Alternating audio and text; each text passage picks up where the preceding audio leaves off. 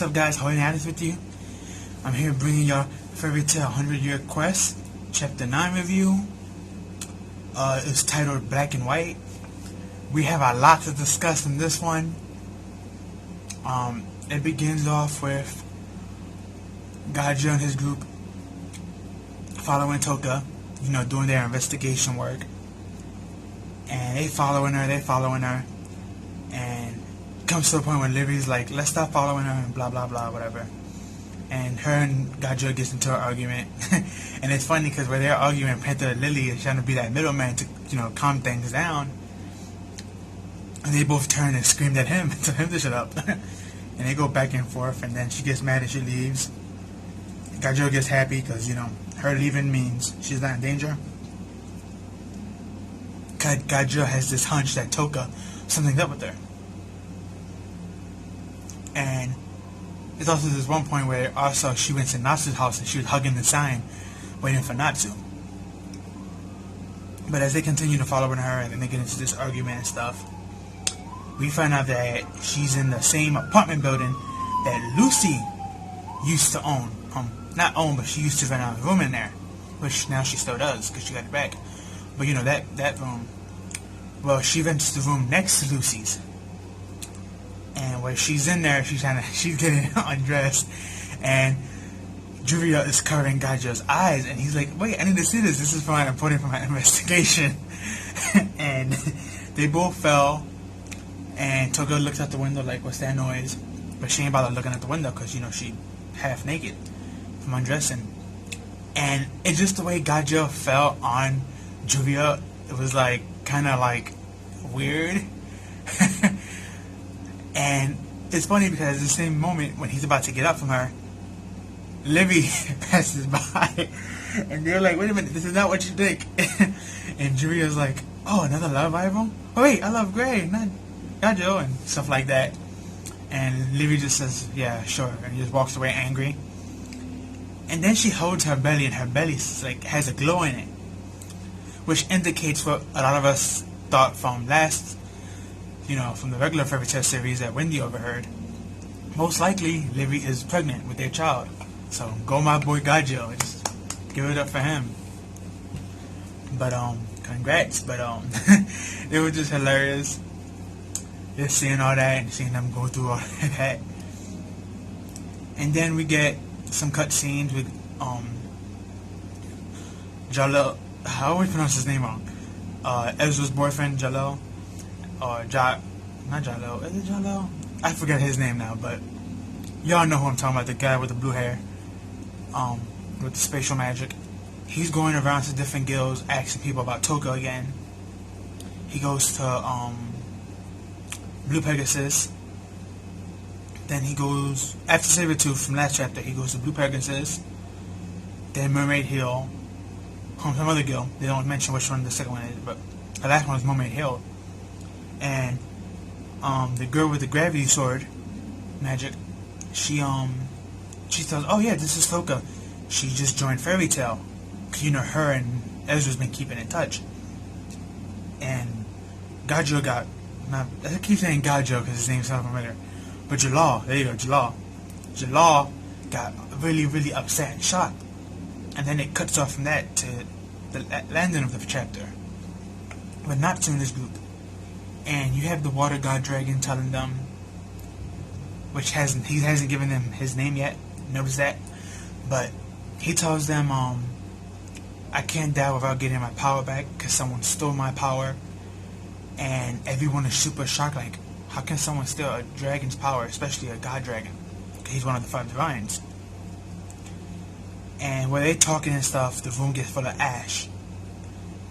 And that's when the Diablo Guild, the 5th Dragon Slayer generation, that eats dragons and gain their power, Kara, Madmo, and Skyron Rider, which is like a split-legged guy from last chapter.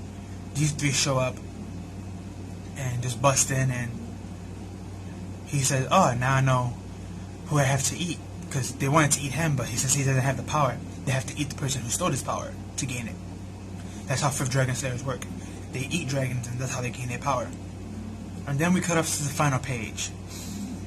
as you see on the thumbnail, second one, Toka is the one, most likely, who's responsible for stealing the dragon's magic.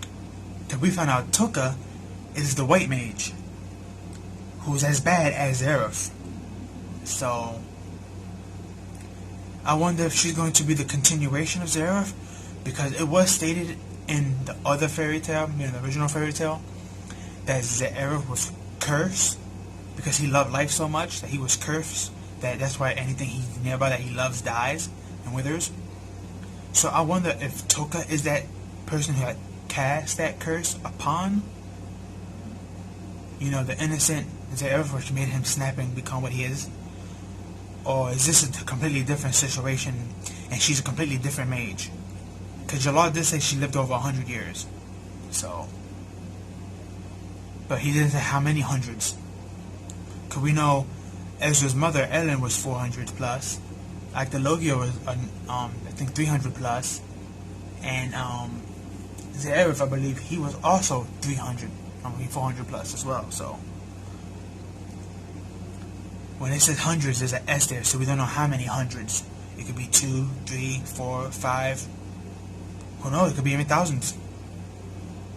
If that was a mistranslation error or misinformation on Jalal's part. But yeah, Toka seems very obsessed with Natsu, and she's living right next to Lucy, who Natsu's always over there, so it's kind of weird. And since they bring up Zeref and they say she's equal to him, then if Zeref was the black mage of death and she's a white mage, her power should be life. So why would she be a bad guy if she is one? Or maybe she's the opposite of Zeref. Maybe she's cursed too, and her curse, instead of taking people's lives away, maybe she gains those lives to herself, and that's why she lives so long. But yeah, Toka's gonna be, I guess, the main villain of this arc.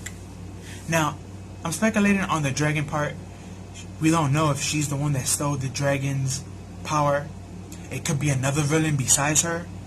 Like how in the end of Fairy Tail we had two villains they had to fight. Zeref and his army and Actologia. So maybe in this 100-year quest there's two enemies as well.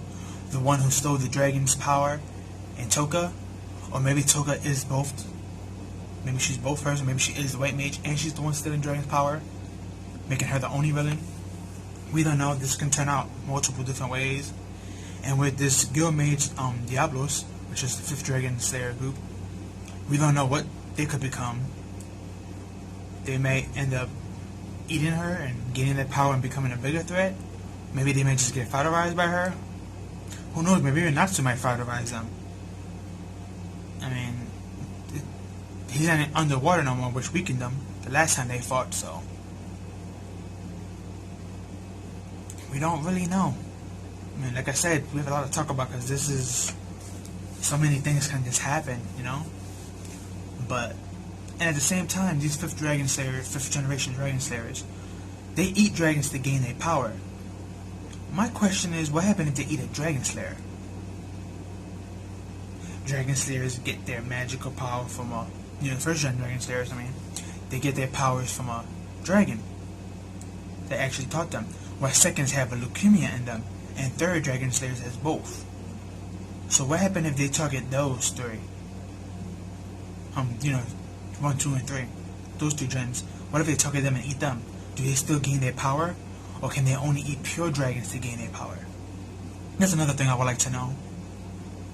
And since 5th Dragon Slayers and 4th Dragon Slayers were mentioned thanks to them, I wonder about the 4th Dragon Slayers. Because they're just robotic. That's all. They're just androids with dragon magic in them.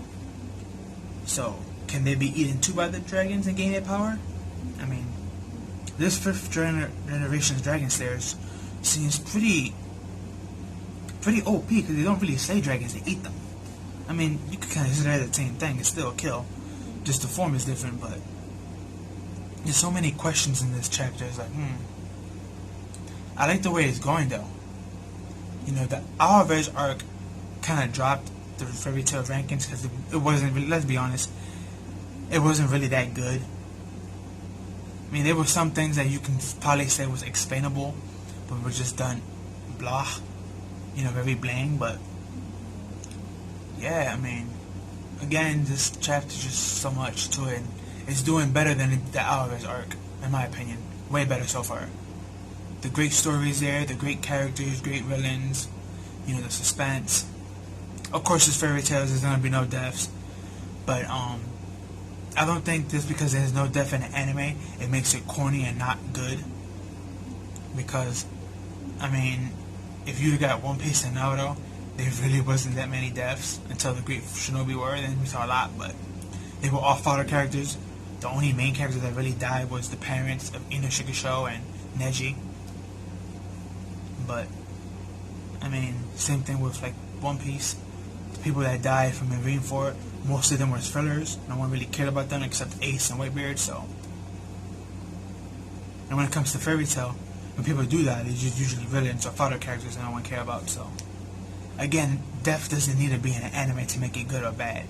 It's just how the story progresses it and how they explain it that makes it. Depends. Also depends on the viewer's mentality. Because some people like to see death and gore, and some people don't. So, to me, it doesn't matter as long as it make the story make sense and it can continue the story in a likable way. But I know that's one of the main complaints people hate about fairy tale. Number one is a power up, Nakama power up, and number two is the no deaths. But I believe the no death thing is really biased and a blatant argument. Even the power up, the manga. If you see my very first YouTube video, even I explained that was explained why it happened. It may not be a cool way to take out your power up the villains to take out, power up the main antagonist to take out the villains, but it still makes sense.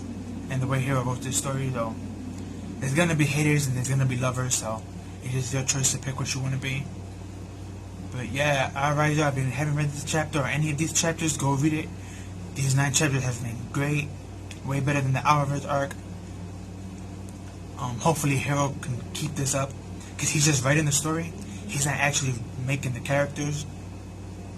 So, he's just writing the script for the story, and someone else is drawing it and filling in the scripts on the dialogue. So, but hopefully it continues for a good while like this.